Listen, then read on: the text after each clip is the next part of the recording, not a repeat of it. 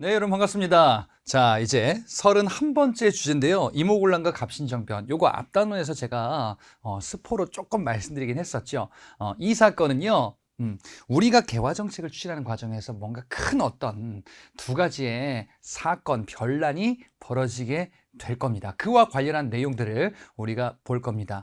자, 일단 본격적인 얘기하기 전에 테마를 보고 이야기를 해 보도록 할게요.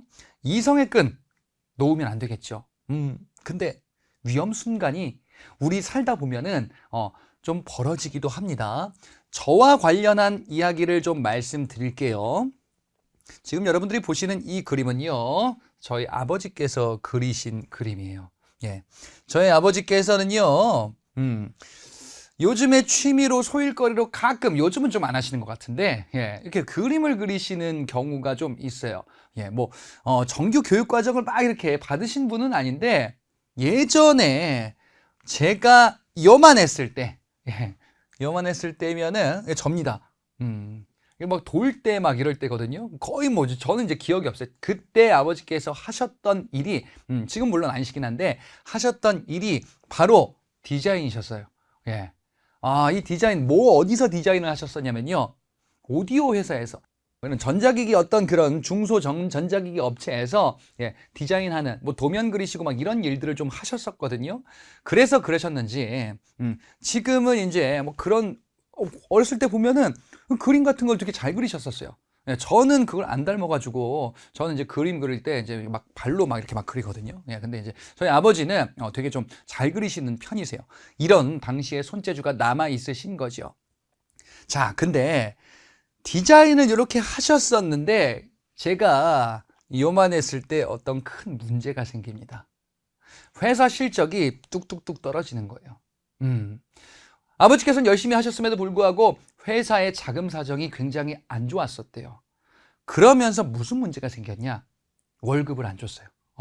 진짜로. 거짓말이 아니라 월급을 안 줬대요. 제가 막 이제 돌대고 막 필요한 것들 많아질 거 아니에요. 아이 키우면은. 그렇지? 저희 어머니는 이제 남편이 월급을 안 가져오니까 큰일 난 거지. 아이를 키워야 되는데. 그러면서 이때 정말 정말 많이 다툼도 하시고 서로 이제 막 예민하시기도 하고 막 그러셨대요. 원래 돈이 없으면 또 그럴 수밖에 없잖아. 그렇지? 한 달, 두 달 계속 밀려가지고 월급이 안 나오니까 생계가 안 되는 거예요. 그래서 저희 아버지가 처음에는 얘기를 했겠죠. 이거 돈 달라. 난 지금 이거 가정을 책임져야 된다. 저는 이제 막 크고 있는데 이러면서 막 항의도 하고 막 하셨다는데 회사에서는 답이 없대요. 이건 지금 줄 수가 없대요. 지금이야 이제 노동청에 신고도 할 수 있고 여러 가지 법적인 법적인 구제 수단 같은 것도 있을 수는 있는데 이때는 이제 막 그런 게 좀 활성화되기 전이었거든요. 그래서 아버지께서 회심의 카드 안 되겠다. 이대로 가다가는 우리 가족 굶어 죽겠다라고 해서 이렇게 했대. 오디오 회사잖아. 그치? 그래가지고 트럭 같은 거 하나 빌려와가지고 오디오를 그냥 가져갔대요. 가서 얘기한 거죠. 월급 안 주니까 나 이걸로 가져간다. 해서 이제 이거를 쭉 싣고 왔대요. 그래서 이걸 가지고 주변 지인들한테 좀 팔면서 당분간 생계를 유지했었다. 정말 눈물겨운 이런 이야기가 있었어요. 그래서 저희 아버지도 이런 거 그때 얘기했을 때 그때 진짜 너무 힘들었었다 해가지고 이제 이모나 그 외삼촌들한테 요거 막 팔면서 어떻게든 이제 막 사정하고 이랬었던 적이 있다고 합니다. 자, 근데요, 가정을 한번 해볼게요.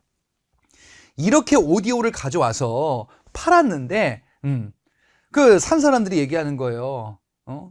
아니, 진석 아빠 이거 좀 이상한 것 같아. 아니, 뭐요? 아니, 이거 다 고장 나가지고 이상한 거, 잘못된 거 가져오면은 이거 어떡하냐고 다시 환불해 달라고. 만약에 이랬으면, 물론 다행히도 아니었어요. 다행히도 아닌데, 만약에 이랬으면은, 어땠을까? 이 오디오가 불량이었다면은 저희 아버지 심경은 어땠을까요? 다시 회수해서 회사로 쳐들어가겠죠. 거기서 무슨 일이 있을지 몰라. 왜?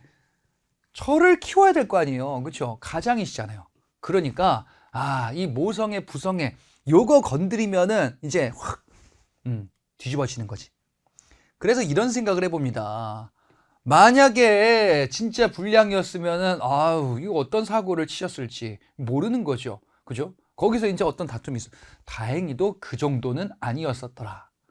이와 관련한 사건, 이성의 끈을 놓을 뻔 하셨던 사건. 여기 있습니다. 이모곤란입니다. 예. 제가 말씀드린 제 경험담은요, MSG 하나도 안 치고 그대로 말씀드린 거예요. 그와 관련한 더한 얘기가 여기 있는 것이 바로 이모곤란이라는 사건입니다. 자, 우리가 앞단원에서 뭘 봤었냐면요, 개화정책 과정에서 여러 가지의 좀 그 견해 차이, 갈등, 대립 이런 게 있을 것이다. 그리고 정부 입장에서는 어쨌든 난 개화정책은 하고 싶어. 그렇다고 전면적인 건 아니고 그냥 온건하게 서양식 무기 같은 거 받아들이고 싶어. 이게 정부의 생각이었어요. 그래서 뭘 했었냐? 독립기무원 만들고, 그리고 별기군을 창설하죠. 정부가 신식군대 별기군을 창설했어요. 야, 별기군 보니까 서양식 군대, 우리가 서양 국가처럼 이제 강력한 국가가 될 수 있겠다. 구식군대는 축소했는데 본심은 아유, 저기 들어가는 돈 다 이쪽으로 밀어주고 싶은데 라는 생각하겠죠. 이 과정에서 소외되는 계층이 당연히 나오는 거예요. 이 구식군인들이 소외감을 느끼는 거예요. 그렇잖아. 새로운 군대 별기군은 잘 챙겨주고 우리는 안 챙겨줘. 좀 서운하네. 근데 문제가 서운한 것까지면 되지. 문제는 월급을 안 주는 거예요. 13개월 동안 월급을 안 줘요. 1년 동안 월급을 안 주는 거예요. 가서 사정사정 했겠죠. 저희 아버지처럼 뭐, 아니 나 지금 이거 처자식 먹여 살려야 된다. 왜 안 주냐. 아이고 이거 나라꼴이 지금 어려워서 좀만 참아보게. 아유 알겠습니다. 이런 거 몇 번 했겠죠. 그렇지? 참고 근데 더 이상 방법이 없어. 조금만 참으면 준대. 기다려보자. 이 과정에서 가정에서 얼마나 싸웠을까요? 그지? 부부 사이에. 아니 여보는 맨날 출근해가지고 돈도 안 갖고 오고 어디 가서 지금 딴짓하고 있는 거 아니야 지금? 옆집은 지금 뭐 밥 잘 먹고 있다는데 이거 뭐야? 그러면 그쪽 가서 살든가. 나도 지금 열심히 뭐라 그랬어 자기 막 이러면서 이제 막 싸우겠죠. 엄청난 갈등 같은 게 있었을 거야. 꼭 누르면서 참았겠지. 그러다가 1년이 지나서 월급을 줍니다. 아이고 얼마나 다행입니까?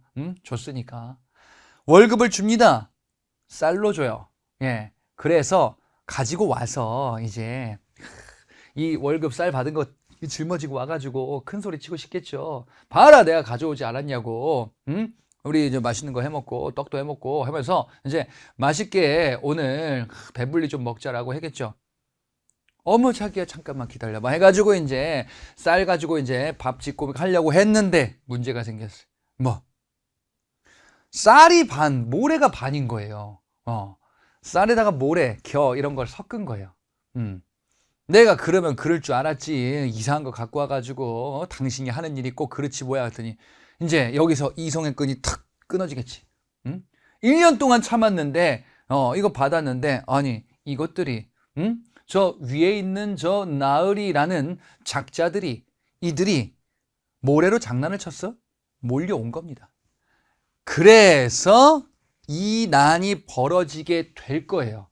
기본적으로는 구식군인들에 대한 차별이 기본적인 배경이었었다라는 것이고요. 이 구식군인들 난에 누구도 가세할 거냐면은 일반 서민층들도 가세할 거거든요. 일반 서민층이 가세하는 이유가 바로 이거예요. 지금 이 시점은요, 강화도 조약이 체결된 이후 얘기거든요. 강화도 조약이 일본과 조약을 체결하고 나서 일본의 문물들이 많이 이제 들어오게 되는데요. 일본의 쌀을 많이 수출하게 될 겁니다. 이걸 유출하게 되는 거예요. 일본인들이 쌀을 많이 수출해 가는데, 수입을 해 가는데, 우리 입장에서는 쌀이 많이 유출이 될 거예요. 쌀이 많이 유출이 되니까 생기는 문제가 쌀이 부족해지면서 물가가 뛰어요. 이에 대한 불만들이 있었던 거야. 아니, 정부는 왜 일본인들한테 문호를 열어주고 또 왜 별기군 같은 거 만들면서 차별해가지고 이게 뭐가 지금 잘못됐어 나라 꼴이 라는 불만들. 그래서 좀 아까 말씀드렸던 건 이겁니다. 급료로 지급된 1년 만에 지급된 쌀에 겨와 모래 같은 게 막 섞여 있으니까 이제 이성의 끈이 탁 끊어지는 겁니다. 가서 어디를 습격하냐? 월급 주던 데 가서 항의하겠죠. 거기가 이제 선해청이라는 곳입니다. 이 선해청이 이제 대동법에서 나왔었던 그 관청입니다. 자, 재정을 담당하는 이 관청 가가지고 항의하겠죠. 항의하고 그 다음에 관련 인물들 집을 습격할 겁니다. 당시 여기 책임자 민겸호라는 사람이 있었는데 집을 불질러 버려요. 그리고 어디에 침입하냐? 이제 궁궐까지 침입할 겁니다. 이런 루트로 갈 거예요. 그리고 한편으로는요, 일본 공사관도 습격을 해요. 일본 공사관은 왜? 일본인들이 쌀을 많이 실어갔다. 쌀 문제, 밥 문제 이런 게 일본인들이 문제다. 정부의 기득권층이 문제다. 라고 요 두 가지로 본 거예요. 네, 그래서 이들이 관공서 및 왕궁 그리고 일본 공사관 이런 데들을 습격하는 겁니다. 당시의 최고 권력 정점에 있었던 사람들, 자 우리가 뭐라고 했었냐? 민씨 정권이다라고 했었죠. 명성황후 민씨. 그리고 이들의 외척들, 이들 고관 대작들을 이제 살해하는 거예요. 가서 불지르는 겁니다. 그리고 궁까지 담을 넘어가요. 아수라장이 된 거예요, 조선이. 예. 이들은요 1년 동안 억눌러 있다가 탁 터졌기 때문에 거칠 게 없는 겁니다. 우리를 이렇게 만든 그 위의 기득권층을 모조리 다 처단하겠다. 예, 이런 기세로 궁까지 담을 넘은 거야. 그리고 누구를 찾냐? 이 민씨 정권 권력의 정점이었었던 사람을 찾겠죠. 우리를 이렇게 대우했었던 사람들의 최정점에 누가 있나 봤더니 민씨 정권, 명성황후 민씨가 있는 거예요. 그래, 왕비를 죽이자요. 이거 선을 계속 넘고 있습니다. 왕비를 죽이자요. 왕비를 죽이려고 궁을 돌아다니면서 궁이 난장판이 된 거예요, 지금. 막 비명 소리가 나오고, 찾아라, 죽여라, 막 이러면서 이제 난리가 났겠죠. 문제가 있어요. 왕비의 얼굴이 어떻게 생겼는지를 몰라. 네. 왕비, 명성황후를 찾자, 죽이자, 이렇게 지금 움직이고 있는데, 어떻게 생겼는지를 몰라요. 그럼 여러분이라면 어떻게 찾을래요? 명성황후를 어떻게 찾을까? 어떻게 생겼는지 모르겠어. 아는 게 하나 있어요. 왕비 옷은 대충 뭐 좀 화려하고 뭐 이렇게 생긴 것 같아 라고 이제 들은 게 있어요. 그러면 왕비 옷을 입은 사람을 찾으면 되죠. 와, 찾다 보니까 왕비 옷을 입고 있는 사람이 하나 있어요. 이쪽이다. 와, 잡혀서 죽었어요. 명성황후는 죽었나? 아니야. 명성황후는 궁에서 지금 이런 난이 벌어지자 직감을 했어요. 여기서 내가 제대로 대처하지 못하면 죽는다. 그래서 궁녀를 불러와요. 얘야, 바꿔 입자. 왜 그러십니까, 마마님? 입어라. 왕비 옷을 입힌 거예요. 그리고 본인은 몰래 빠져나갑니다. 충주까지 피신을 해요. 이러면서 당시 왕인 고종한테 이야기를 해요. 남편이죠. 사람들이 절 찾으면 죽었다고 하세요. 그러고 사라집니다. 구식군인들은 명성황후 대역을 죽인 거예요. 아무튼 이렇게 해가지고 지금 민씨 정권이 일시적으로 권력을 잃었어요. 그리고 군인들이 난이 지금 이렇게 확대되고 있습니다. 당시 왕, 총책임자가 왕이죠. 일단 고종. 어떻게 할 거예요? 이들을 좀 혼란을 잠재워야 돼요. 그래서 아버지를 호출합니다. 흥선대원군이 이 시점에 절호의 찬스다. 내가 권력을 쥐을 수 있는. 흥선대원군은요, 권력을 놓은 이후에도 계속 권력을 다시 되찾을 시도들을 해요. 심지어는 아들을 끌어내릴 시도도 나중에 하기도 하거든요. 흥선대원군은 권력력이 야망이 엄청난 사람이에요. 이 틈을 놓칠 리가 없죠. 그래서 흥선대원군이 이 난을 수습한다는 명목하에 권력을 다시 쥐게 될 겁니다. 아무래도 구식군인들 입장에서는 개화 정책을 하지 않았었던 흥선대원군이 좀 더 친밀하겠죠. 수습의 적임자다라고 판단할 수도 있겠지. 그래서 재집권했었던 누가? 흥선대원군. 흥선대원군이 다시 등장했었구나.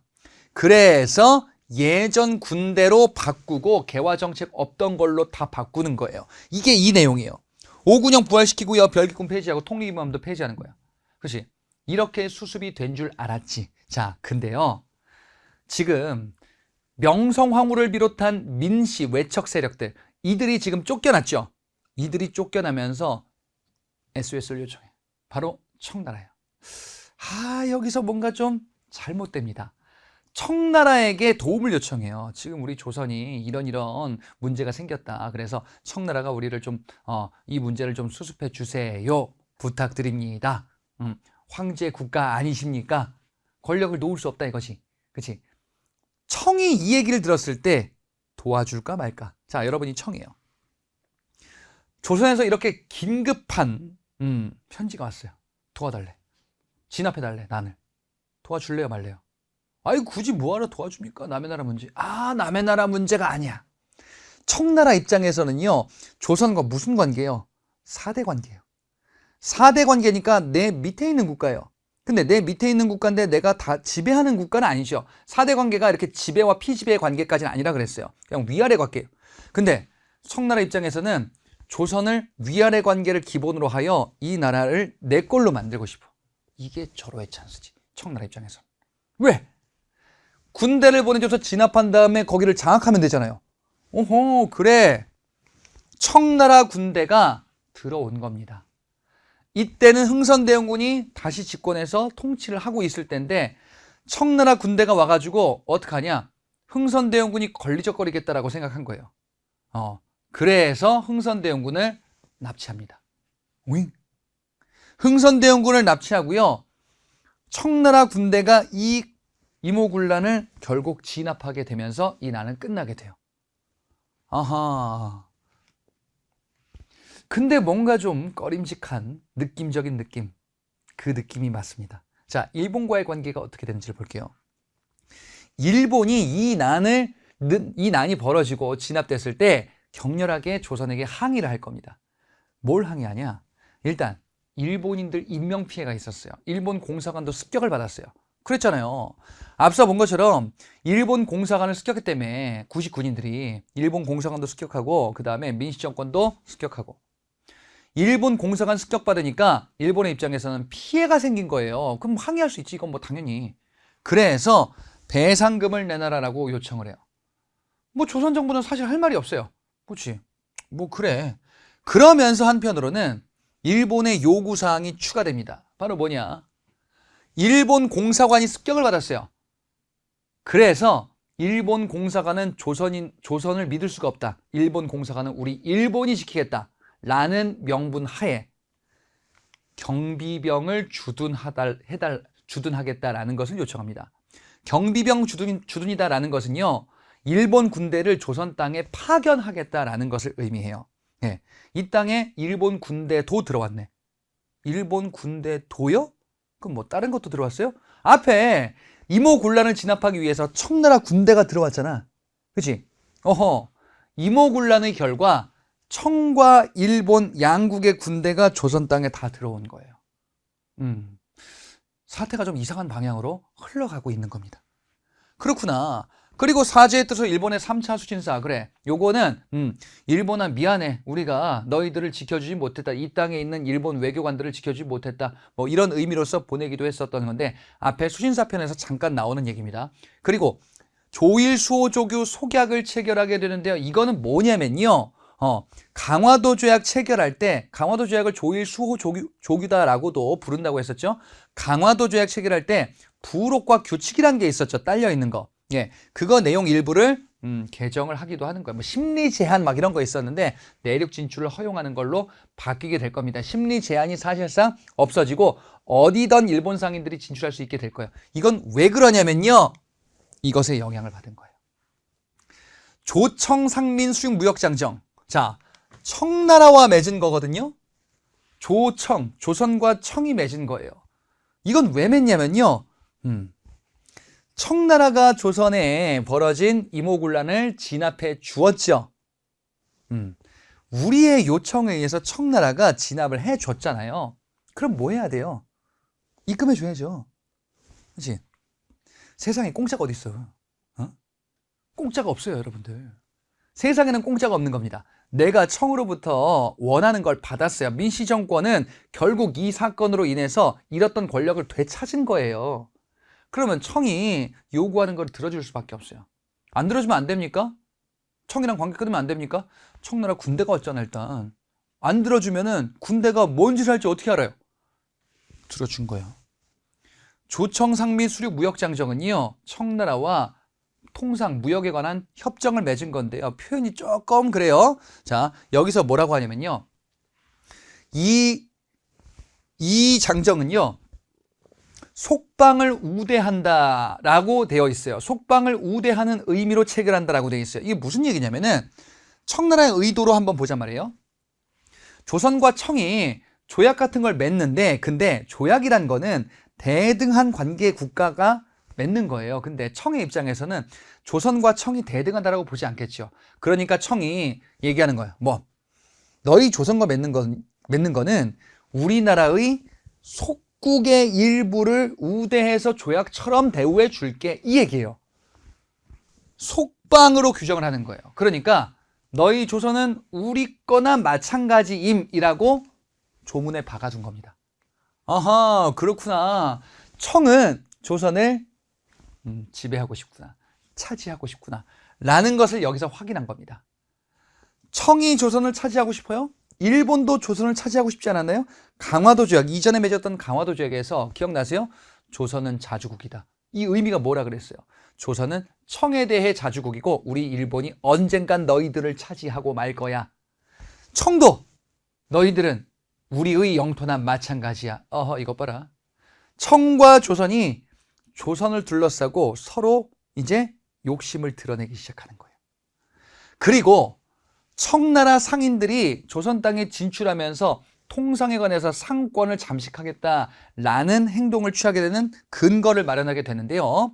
내지 통상을 사실상 허용하게 됩니다. 자, 이건 뭐냐면요. 여러분, 앞서 강화도 조약에 조일수호조규 부록이라고 있었죠. 여기에 심리 제한 규정이라는 게 있었잖아요. 이거는 개항장 심리 내에서만 일본인들, 상인들이 활동할 수 있다라는 거였지. 심리 제한? 아니, 개항장 말고 내륙 지역도 다 진출할 수 있게 허용해주자, 내지 통상이에요, 이게. 그러면 상권, 다른 나라 상권에 들어가고 싶어요. 심리 제한보다 내지 통상이 더 큰 많은 권한을 부여받은 거죠. 그래서 일본도 앞서 보는 것처럼 내륙 진출 허용, 이걸 요구하는 거예요. 이걸 개정하는 거예요. 자, 그래서 청상인들이 들어올 수 있는 계기를 마련하게 되었구나. 많은 상인들이 피해를 보겠죠, 우리나라에. 그치? 정부는 묵묵부답, 할 말이 없어요. 정부는 어쩔 수 없다. 우리의 권력을 지키기 위해서는 청나라 도움을 받고 지불할 수밖에 없다. 아니, 우리는 지금 상권이 지금 무너지고 있는데요. 안 들린다. 뭐 이렇게 되는 것이. 나라의 운영이 좀 잘못되고 있다. 더 큰 문제 중에 하나가 이겁니다. 청나라가 조선에 대해서 내정 간섭을 하기 시작해요. 고문들을 이렇게 파견해. 마젠창, 멜렌도르프는 독일인인데 친청 독일인입니다. 이런 사람들을 조선에 파견해서 조선의 정치를 간섭하기 시작해요. 이 내정 간섭은 여러분들 만만한 게 아니에요. 이 내정 간섭 앞에 이미 있었어. 저 앞에 고려시대 때 있었어요. 원 간섭기 있잖아요. 원 간섭기 때 고려의 모습이 정상적이었습니까? 아니잖아. 이렇게 되기 시작하는 거예요, 이제. 청나라의 내정 간섭을 받기 시작하는 거예요. 너무 값비싼 대가를 치러버린 거예요. 민씨 정권이 제대로 정치를 운영하지 못하고 잘못된 수습책을 내놓는 바람에 이렇게 꼬인 거예요. 근데 군대도 막 들어오고 간섭하겠죠. 여차하면 위협하겠죠. 이게 이모군란으로 잘못돼서 어그러진 조선의 모습이에요. 그러니 당연히 민씨 정권 물러나라, 개화정책 다시 하라, 이런 요구 나오겠죠. 그죠? 그래서 이모군란의 결과 당시 개화정책, 민씨정권에 대한 불만이 생긴 거예요. 뭐가? 급진개화파와 온건개화파. 당시 민씨정권의 노선은 온건개화파였었거든요. 온건개화 노선, 이게 뭐였었어요? 서양의 무기만 받아들이자. 근데 서양의 무기만 받아들이자 너무 소극적이다. 게다가 서양의 무기만 받아들이면서 청나라와 긴밀한 관계, 긴밀한 관계 그렇다 쳤는데 봤더니 청나라를 끌어들여왔네. 이 급진 개화 세력이 온건 개화파들을 마구마구 비판하겠죠. 잘못됐다. 이러다가 청나라한테 나라 다 넘기게 생겼다. 라고 비판하는 거예요. 이게 바로 급진 개화파, 온건 개화파의 분화가 되는 거야. 여기서 또 갈등이 생길 수밖에 없겠지. 그렇지? 자, 근데 이 이모군란 지금 보는 갑신정변 요 사이 시점에 정부가 개화 정책을 계속 이어는 가요. 개화 정책을 하고 있는 거예요. 돈이 부족해. 정책을 해야 되는데 재정이 부족한 거야. 살림살이가 만만치가 않은 거예요. 그래서 어떻게 하냐? 방법이 없을까? 정부가 새로운 화폐를 발행하기 시작해요. 그게 당오전이라는 거거든요. 당오전 하니까 뭐가 생각나요? 비슷한 게 있었잖아. 탕백전이 있었잖아요. 어허, 뭔지 알겠죠, 이게? 정부가 돈이 없어서 화폐를 만드는 정책을 하는 거예요. 누가 민시정권이 이모군란 끝나고 나서 이렇게 하면은 어떻게 되는지 앞서 봤었죠. 나라 경제 파탄 나는 거예요. 물가 폭등하는 거예요. 인플레이션 푹푹 뛰는 거예요. 급진개화파 입장에서는 미칠 것 같아. 나라 망하게 생겼어. 얘들 왜 그러는 거야? 민시정권들 이거 큰일 나겠어. 그러면 돈 없는데 어떡할 거냐 이거지. 돈이 없을 때 만드는 것보다 빌려오는 게 낫다. 그래서 급진개화 인사인 김옥균이 일본으로 건너가서 돈을 빌리러 와요. 갔다 옵니다. 고종이 물어보겠죠. 그래서 뭐 빌려온다며. 얼마 빌려왔니? 얘기해요. 뭐라고 하냐? 못 빌려줬습니다. 못 빌렸습니다. 왜? 안 빌려줍니다. 못 빌려와요. 자, 급진개화파가 온건개화파 민씨 세력을 비판하다가 돈을 빌려오겠다라고 큰 소리를 치고 갔다 왔는데 못 빌려왔어요. 그러면 급진개화파들은 당당할까요? 아니야. 그리고 민시정권들 저런 세상 물정 모르는 작자들 같으니라고 비판하겠죠.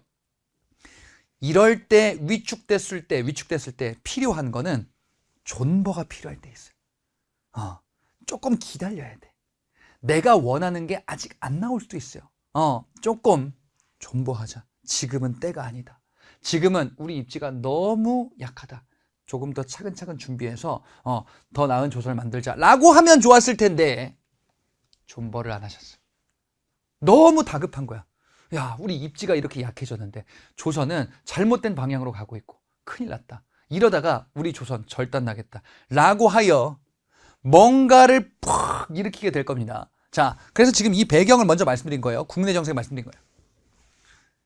청해 내정 간섭으로 인한 불만, 민씨 정권의 견제, 즉 민씨 정권이 뭔가 잘못하고 있고 이들을 지금 견제하고 있어요. 게다가 급진개화파가 취한 정책 실패. 이게 뭐였었냐면은 돈 빌려갔다가 못 빌려갔다 이거예요. 입지가 축소됐죠. 뭔가를 해야 되겠다. 방법이 없을까? 방법을 찾아요. 자, 뭔가를 뒤집어 엎는 시도를 하고는 싶은데 문제는 뭐냐면은 국내에 청나라 군대가 있어요. 청나라 군대는 민씨 정권 후원하고 있죠, 지금. 청나라 군대 때문에 뭘 아무것도 못 하겠어. 우리는 청나라가 너무 싫은데. 급진개화파 얘기예요. 이들이 정세를 쭉 보고 있는데 청나라 군대가 일부 베트남으로 가버려요. 왜 그러냐? 여기에 프랑스가 쳐들어오거든요. 이거는 이제 청나라 국내 문제예요. 청나라에 병력이 없으니까 조선 땅에 있던 청나라 군대 일부가 그쪽으로 가는 거예요. 됐다. 민씨 정권의 비호 세력인 청나라 세력이 청나라 군대가 일부가 나갔어요. 그러면 나머지에 대항할 수 있는 군대와 협력하면 돼. 일본이죠. 이모군란 이후에 청과 일본의 군대 모두 다 조선에 있었다며. 그럼 일본은 우리 편으로 만들면 되겠어요. 일본과 접촉을 하는 거야. 일본 공사와 접촉을 하면서 이제 얘기하는 거지. 우리가 뭐 그 큰 거 뭐 좀 할 건데 좀 도와줘요. 청나라 군대 오면은 막아줘요. 일본 입장에서는 이거 괜찮은 것 같습니다 라고 생각했죠. 일본도 조선에 대해서 뭔가 영향을 행사하고 싶은 거야. 그래서 사전에 약속을 받은 거예요. 이 급진개화파들이 그래서 큰 정변을 기획을 하는 거예요. 일본의 후원을 약속을 받으면서. 바로 이들입니다. 급진개화파들. 이들은 자신들이 진짜 개화정책의 세력이다 라고 하여 개화당이다 라고 자신들을 부릅니다. 자, 이 개화당이요, 사건을 기획합니다. 언제? 어디서? 우정 총국 개국 축하연 때 이 우정총국 건물에서요. 우정총국은 통신을 담당하는, 우편을 담당하는 바로 우체국이에요. 당시에 처음 만들어진 우체국이에요. 여기가 건물이 완공됐는데 여기서 고관 대작들 막 온단 말이에요. 그러니까 이때 한 방에 치고 우리가 권력을 접수해버리자. 이런 시나리오를 짠 겁니다. 그래서 우정총국 개국 연대에 이때 난리를 일으킨 겁니다. 정변 일으킨 거예요. 여기 불 질러가지고 이제 사람들 처단하기도 하고, 그리고 왕과 왕비를 확보해야겠다라는 생각을 한 거예요. 왜? 왕조사회에서 왕과 왕비를 확보해야 반역의 혐의로 몰리지 않을 수 있어요. 그리고 좀 더 우위를 점할 수도 있거든요. 당시 고종과 명성황후를 확보하는 겁니다. 가서 얘기하는 거겠죠. 뭐라고? 전하 큰일 났습니다. 문제가 생겼습니다. 저희가 안전하게 모시겠습니다. 사실은 본인들이 일으켰지. 예. 그래서 경우궁이라는 건물로 옮겨요. 기존의 창덕궁에서 옮깁니다. 옮겨가지고 여기에 이제 머무르도록 해요. 머무르도록 한 거지 사실상 감금한 거죠. 예. 확보해서 우리가 정권을 이제 이어가고 만들겠다라는 명분이에요. 그리고 이들은요, 이들 세력들이 중심이 돼서 이제 그 각종 직책들을 부여합니다. 그리고 이제 본격적인 정책을 하겠다. 이렇게 될 때까지 하루 이틀밖에 안 걸렸어요. 그리고 세 번째 날 이들이 14개조 혁신정강이란 걸 발표합니다. 14개조 혁신정강은요, 또는 개혁정강이다라고도 하는데, 이 14개조 혁신정강은 우리가 이제 이런 정책을 하겠다라고 발표한 개혁의 플랜이에요. 14개조 개혁정강은, 자, 우리가 정권을 잡았어. 지금 정변 쿠데타로 정권을 장악했다. 그러니까 우리가 이런 조선 만들겠다. 이런 개혁을 하겠다. 자, 어떤 개혁을 하고 싶을까요? 전부 다 서양식으로 바꾸겠다라는 개혁이요. 왜? 급진개합하잖아, 이들이. 그렇지? 일단 기본적으로 청에 대한 조공과 허례 다 없앤다. 청나라는 관계 끊어도 된다. 청나라가 우리한테 이래라 저래라 하고 있단 말이죠. 그러니까 이제 청과는 4대 관계, 이 4대 관계가 조공받는 거거든요. 조공을 하는 거죠. 그치? 예. 이런 관계들을 폐지하겠다.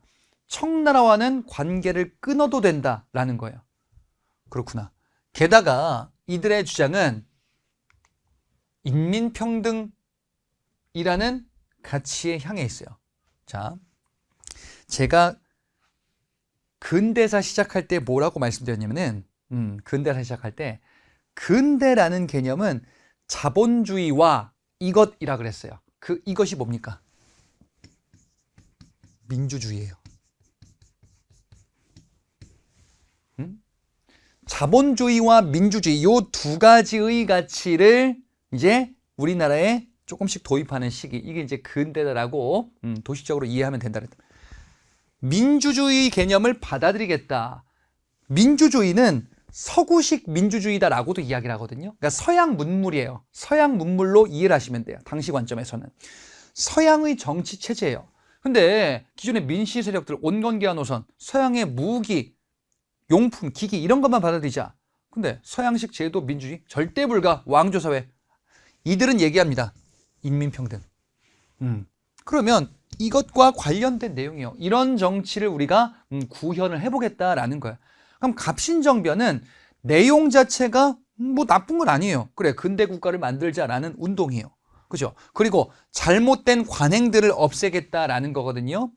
해상공국이라는 거는요, 상인들에게 특권을 준 특권단체예요. 외국의 상인들이 막 오니까 이 특권화시키겠다. 아니 근데 모두가 평등해야 되는 민주주의에서 누구에게 뒷돈 챙겨주고 정부와 결탁하고 이런 거 있으면 안 된다 라고 해서 혁파를 주장하기도 하는 겁니다. 그리고 정부의 살림살이가 너무 방만하게 운영이 되고 있었어요. 그러니까 호조라는 재정관장부처에서 이거를 일원화해서 잘 관리하도록 살림살이 잘하자. 그래, 내용은 나쁜 게 아니다 이거지. 청나라는 너무 싫다. 청이 우리에게 내정 간섭을 하고 있었으니까 이거를 없애겠다라는 거잖아요. 마치 고려 때 원간섭기 때 공민왕이 반원 정책 했던 것처럼 이런 거 하는 거예요. 이런 걸 추진하는 겁니다. 자, 이런 정책을 바로 14개조 혁신정강이다라고 하고 이것을 했다라기보다는 하려고 발표를 한 거예요. 정변 세 번째 날. 그치? 자, 그런데 어떤 이상한 일이 벌어지기 시작해요. 바로 3일째 날이에요. 요거 발표한 지 얼마 되지 않았을 때. 예. 이들은 그 전날에 좀 꺼리직했었거든. 왜 그러냐? 고종이 창덕궁으로 돌아갔어요. 그 왕을 확보를 못한 거야. 괜찮겠지. 우리도 가자. 창덕궁으로 갔어요. 거기는 조금 넓어요. 경우궁보다. 소수의 일본 병력이 막기에는 범위가 좀 넓어. 3일째 날 일이 벌어지는 거야. 뭐 청나라 군대가 들이닥쳤어. 이게 어떻게 된 일이지? 앞으로 뼈로 가볼게. 뼈. 자, 고종과 명성황후가 개화당 세력이 확보하고 있었죠. 그렇지?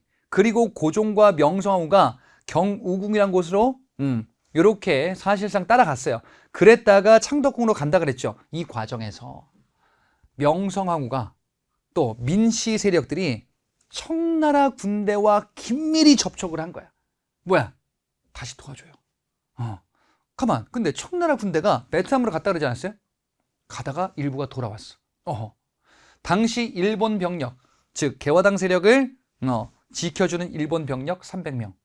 청나라 군대, 민씨 세력이 개입을 요청한 2,000명. 숫자가 상대가 안 되죠. 그죠? 그래서 일본이 어떡하냐? 병력 숫자를 보니까 우리가 잘못하다가 귀신 되겠어. 안 되겠다. 일본이 그냥 도망갑니다. 일본의 배신으로 개화당 세력을 호위하는 세력이 아무도 없는 거예요. 그럼 어떻게 해? 이럴 때 필요한 건 스피드. 도망가야죠. 청나라가 군사 개입해가지고 3일 만에 끝나요. 예. 그래서 요거를 3일천하다라고도 하는 거예요. 그 3일천하 말이 여기서 나온 겁니다. 자, 결론적으로 급진개화파들이 일으켰었던, 즉 개화당 세력이 일으켰었던 갑신정변은요 3일 만에 발표하고 박수치고 끝. 그런데 또 다른 대가를 우리는 치를 수밖에 없어. 왜? 청나라가 또 도와줬네요. 청나라가 도와줬으니까 청에 여러분 대답해 보세요. 내정간섭은 요 갑신정변 이후에 약화될까요? 강화될까요? 강화되겠죠. 이래라 저래라가 더 커지겠죠. 이래라 저래라 하다가 일도 하고 절도 해야 되는 거야 이제. 그래서 내정간섭은 더욱더 심화되는 겁니다. 이제 큰일 났다 이거지. 또 다른 문제들이 있습니다. 자, 일본. 이 과정에서 일본 공사관이 또 문제가 생겨요. 공격을 민중에게 또 받기도 하는 거야. 그래서 배상금 지불을 요구를 하면서 일본 공사관 새로 만들겠다. 조선이 돈 내냐. 조선은 돈이 없는데 자꾸 뭔가 일이 벌어지니까 일본한테 돈을 줄 수밖에 없는 상황이 되는 거야. 이게 한성조약이라는 조약입니다. 앞서 이모군란 때에는 제물포 조약이라는 게 있었어요. 그때는 일본 군대 경비병을 두는 게 있었죠. 그치? 여기선 공사관 신축 비용이야. 좀 비슷한 듯 다르죠? 갑신정변의 결과, 근데 더 중요한 것 중에 하나가 이거예요. 청과 일본이 조약을 맺어요. 자, 청과 일본은 갑신정변에서 청은 민씨 세력들 뒷받침, 일본은 개화당 세력 뒷받침. 근데 일본이 숫자가 불리해가지고 도망갔죠. 이렇게 된 건데 청과 일본이 어찌됐건 충돌은 한 번 했어요. 일본이 도망가긴 했으나 이들이 논의하는 거예요. 뭐라고? 우리가 나중에 조선 땅 두고서 충돌이 또 있을지도 모르겠다. 혹시 일단 조선에 있는 병력은 본국으로 돌아가자. 그래서 돌아가요. 대신에 나중에 문제가 생겼을 때 서로 연락하자. 충돌을 최대한 완화시키자 라는 명분이었던 것 같아. 자, 이걸 우리가 텐진조약이라고 그래요. 일단은 철수하고 나중에 파병 시에 미리 알리는 거예요. 조금 더 적나라하게 한번 말씀을 드려보자면은 이들의 얘기는 이거예요. 우리가 보니까 조선을 차지하려고 언젠간 싸우겠다, 야, 그치? 지금은 아닌 것 같아. 싸울 거는 같은데 지금은 아닌 것 같거든. 나중에 싸울 때 공정하게 싸우자. 이 얘기예요. 이게 텐진조약이야. 실제로 요 한 10여 년 뒤에 청과 일본이 텐진조약을 구실로 둘 다 와가지고 전쟁이 일어나요. 요게 청일전쟁이라고 뒤에 있을 겁니다. 자, 이렇게 해서 갑신정변이 마무리가 됐어요. 자, 이모군란과 갑신정변 요 두 사건을 보니까 좀 가슴이 답답하죠. 뭔가 좀 잘못 꼬이고 있어요. 그래. 그 다음에 어떻게 됐는가? 결론적으로 청과 일본은 대립이 격화되고 있습니다. 격화되고 있어요. 왜? 조선 땅에 대한 욕심을 서서히 드러내고 있죠. 그치? 근데 더 큰 문제가 생겨요. 자, 조선이란 국가가 이렇게 있습니다. 그리고 조선을 둘러싸고 지금 누가 경쟁을 하고 있냐? 청과 일본이 대립과 갈등 경쟁을 하고 있어요. 누가 조선을 차지할 것이냐? 이런 모습이 이모군란과 갑신정변으로 드러났죠. 그런데 조선 땅에 눈독을 들이는 국가가 하나 또 있습니다. 바로 러시아예요. 소문만 무성했던 그 러시아. 러시아는요, 남쪽으로 세력을 확대하겠다. 이들은 추운 땅이 많아. 그래서 항구도 좀 얼지 않는 부동항이 필요하다. 남쪽으로 세력을 확대하자라는 정책을 옛날부터 취했거든요. 이쪽으로 러시아가 진출하고 싶은데 아직 청과 일본이 경쟁하고 있어요. 그래서 러시아는 조선 땅에 진출하고 싶은데 약간 좀 타이밍을 좀 봐야겠다 이런 입장이었거든요. 근데 이때 조선이 러시아와 접촉을 해. 청나라의 내정 간섭이 심하다 보니까 러시아랑 좀 친해져 볼까? 러시아 입장에서는 나쁘지 않은 거예요. 왜? 내가 조선 땅 한반도에 진출하고 싶은데 조선이 와가지고 몰래 소문내지 말고 나랑 좀 친구 좀 하지. 이게 웬 떡이야? 이러한 모습들이 나오자 러시아를 견제하려는 국가가 행동에 나섭니다. 바로 영국이에요. 왜? 자, 당시 세계 정세는 영국이 전 세계 패권 국가예요. 지금의 미국 포지션이에요. 근데 이 영국의 패권을 위협할 만한 국가 중에 하나가 러시아예요. 지금의 중국이나 인도쯤 포지션으로 보시면 돼요. 이들 간의 갈등이 좀 있었거든요. 영국의 입장에서는 러시아가 세력이 커지는 게 자국에게 좀 위험하다라고 판단하는 거예요. 그래서 러시아의 남하 정책을 견제하겠다라는 전략을 전 세계에서 막 하고 있었거든요. 영국이. 동아시아 일대도 본 거야. 러시아가 조선 땅에 진출하려고 하네? 안 되겠다. 그래서 영국이 사건을 일으킵니다.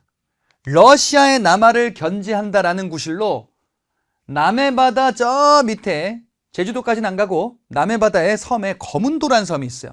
이 거문도에 영국 군대를 투입해요. 영국 군대를 투입해서 뭘 하냐? 러시아 군대가 한반도에 들어오면 우리 영국이 러시아랑 싸우겠다 이렇게 된 거예요. 영국 군대가 우리나라에 들어왔는데 우리나라한테 이게 안 좋은 건가? 안 좋죠. 왜? 사전 통보가 없었어. 그러면 이거는 뭐냐면은 거문도라는 지역에 영국 군대를 투입했다라고 하지만 사실상 거문도를 영국이 점령한 거예요. 이게 뭐야? 영토를 뺏긴 거예요. 띠용! 거문도 사건이에요. 갑신정변 이후에 영국이 거문도 사건 일으킨 거예요. 그러면 이게 지금 뭐야 이게? 조선이라는 먹잇감을 두고서 막 경쟁하는 이런 형국이다라고도 볼 수 있겠죠. 큰일 났다. 이거 어떻게 할 거냐 이것이. 거문도 사건까지 벌어지니까 이 영토 뺏기는 거, 이게 섬 하나 뺏겼는데 나머지 영토 뺏기는 건 시간 문제겠다라는 엄청난 위기의식이 느껴지지 않으세요? 당시 지식인들 사이로 이거 어떻게 방법을 찾아야 된다라는 이런저런 아이디어가 나옵니다. 그 중에 하나, 육일준이라는 인물. 이 육일준이라는 인물은요, 앞서 미국에 파견됐던 보빙사 일원으로 가기도 했었던 인물입니다. 이 육일준은 주장을 하나 해요. 뭐라고 하냐? 우리나라를 중립국으로 두자. 모두 다 관계가 없다라는 것을 선언하고 그것을 국제적으로 인정받는다라고 하면 괜찮지 않겠냐라는 거죠. 중립화론이에요. 부들러라는 사람은 독일 외교관입니다. 우리에게 조언을 해준 거예요. 너희들 큰일 난다 지금.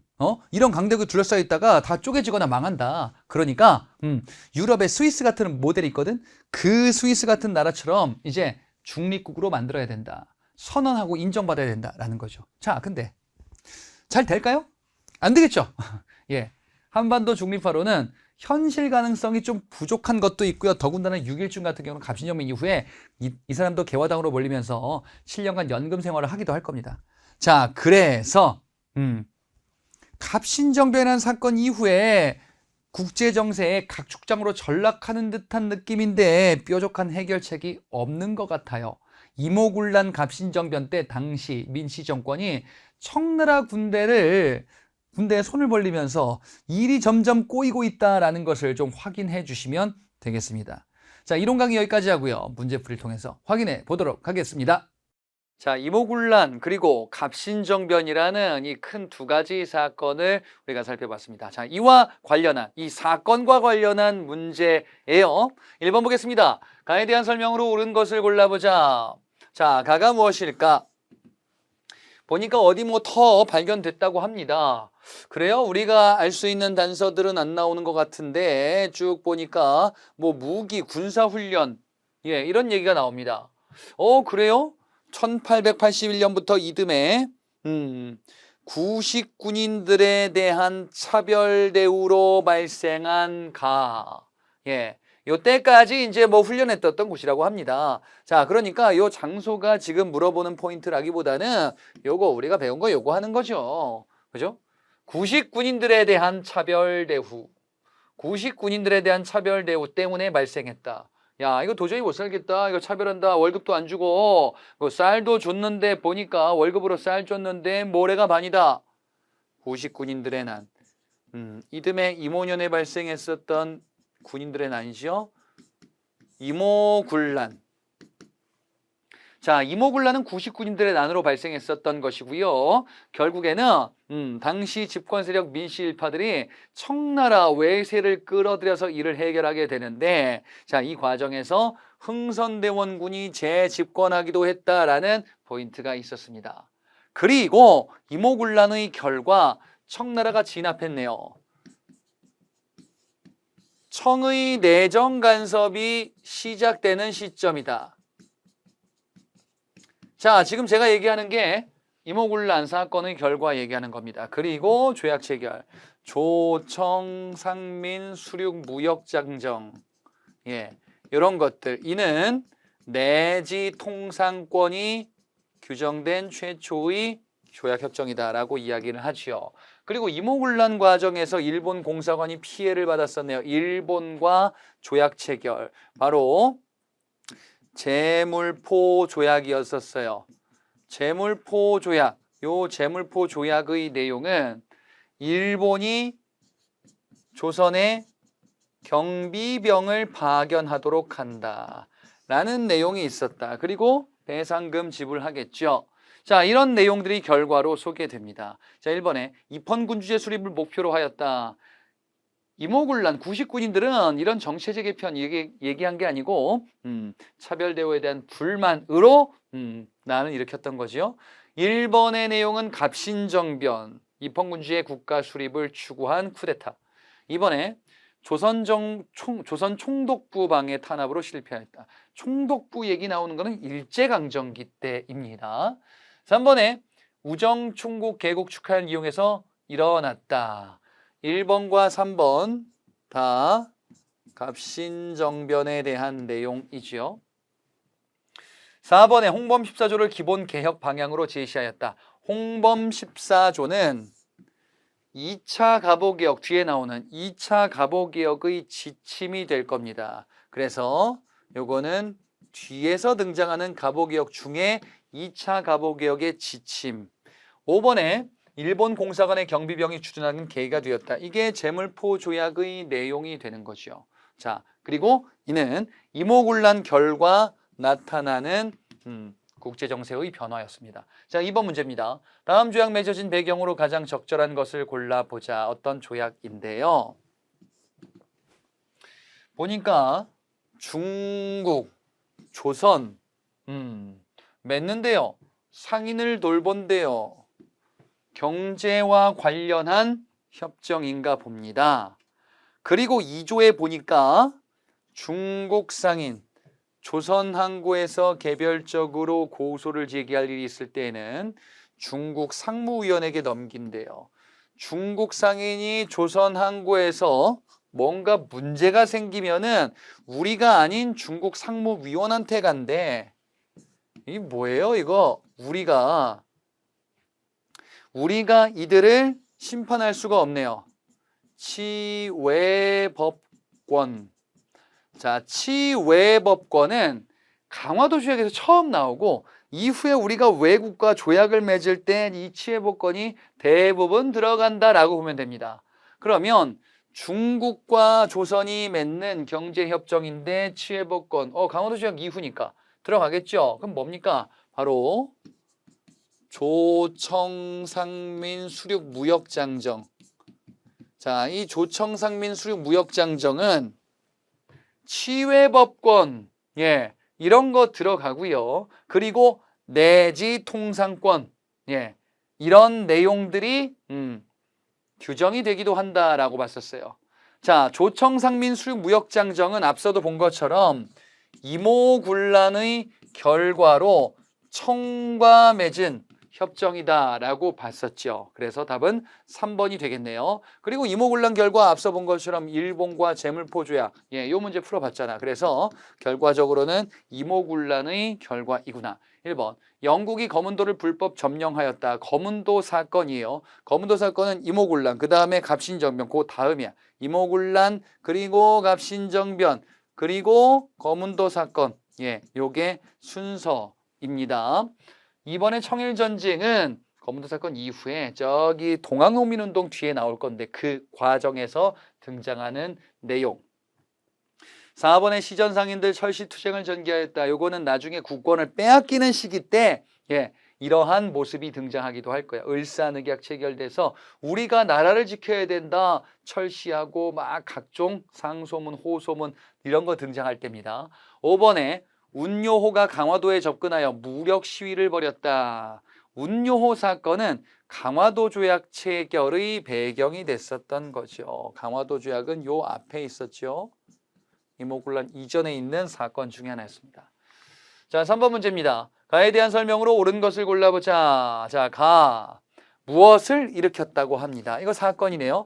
우정총국 개국 축하연 있고요. 급진 개화파가 주도했구나. 또는 개화당 세력.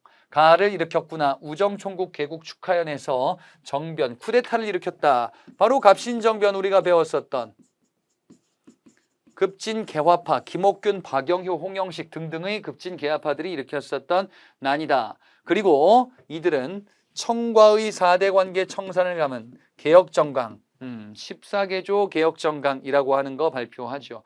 청과 관계 끊겠다. 청의 의존적인 이런 개화정책 잘못됐다. 하지만 청나라 군대 개입을 요청했었네. 당시 민씨 정권이. 그래서 3일 천하로 끝났죠. 이 가 사건이 갑신정변. 자, 갑신정변은 결과적으로 청의 내정 간섭이 강화됐네요. 그리고 일본과 한성조약이 체결되면서 배상금을 지불하기도 했었다. 그리고 청과 일본이 텐진조약, 나중에 군대 파병할 때는 서로 연락하자라는 거를 명시하기도 했었네요. 이게 갑신정변의 결과였었지요. 3번의 답이 있네요. 한성조약. 일본의 배상금을 또한 지불했다. 앞서 이모군란 결과는 재물포조약, 갑신정변 결과는 한성조약. 이렇게 되죠. 나머지를 보자. 1번. 전개 과정에서 집강소가 설치되었다. 집강소는 뒤에 동학농민운동에서 동학농민운동 세력이 만든 개혁기구입니다. 2번에 수신사가 파견되는데 영향을 주었다. 수신사는 왜 파견되죠? 일본에 파견된 건데 강화도 조약 체결의 후속 조치였었다라고 봤었습니다. 4번에 사태 수습을 위해서 박규수 안핵사로 파견되었다. 박규수 안핵사 파견은 앞서 봤었던 세도정 시기 때 임술농민봉기, 그래서 삼정 이정청 설치를 건의한다라고 봤었어요. 5번에 99인의 차별의 대우다. 그러면은 이모군란이죠. 그래서 3번 갑신정변 그리고 이모군란 그 외의 사건과 구분하는 문제였었습니다. 자, 4번 문제로 넘어가 보도록 하겠습니다. 다음 글이 작성된 시기를 연표해서 옳게 고른 것을 찾아보자. 자, 보니까요, 지금 제 의견은 청, 러시아, 일본 3국 조약 체결 얘기가 나옵니다.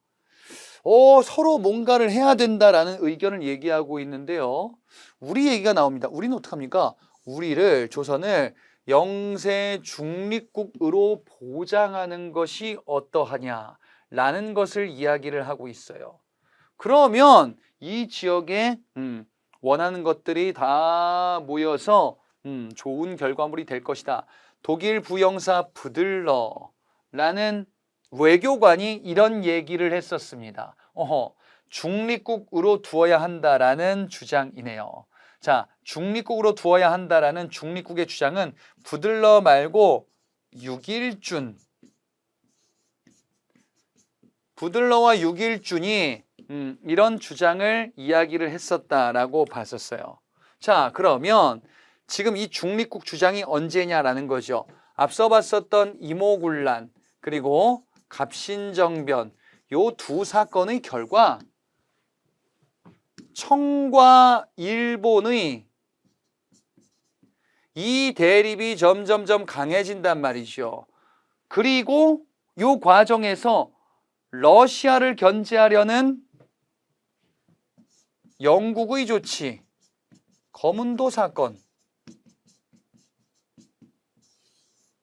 야, 이거 큰일 났다 이거지. 청일본뿐 아니라 이제 러시아랑 영국의 대립에 한반도가 휩쓸리고 알 수 없는 경랑으로 소용돌이로 빨려 들어간다. 야, 이거 어떻게 해야 되지? 그러면 한반도를 중립국으로 두는 게 어떠냐라는 주장이 제기되는 거예요. 자, 지금 갑신정변 이후의 정세는 이렇게 볼 수 있습니다. 어떻게? 조선을 둘러싸고 청과 일본이 갈등을 벌이고 있습니다. 조선을 둘러싸고 러시아와 영국이 갈등을 벌이고 있어요. 예, 이걸 해결할 방법은 중립국으로 간다라는 거야. 예, 지금 이러한 모습이 등장하는 거는 갑신정변 이후의 모습이 되겠습니다. 갑신정변 이후의 모습인데 청일전쟁은 이후에 등장하는 사건일 거예요. 자, 그래서 나 시기로 골라줄 수 있겠습니다. 자, 이렇게 문제 다 검토했고요. 예, 이 사건을 중심으로 잘 정리를 했고요. 그리고 그 다음 단원에서 또 흥미로운 주제가 여러분을 기다리고 있으니까요. 저는 다음 강에서 여러분들 또 뵙도록 하겠습니다. 마치겠습니다.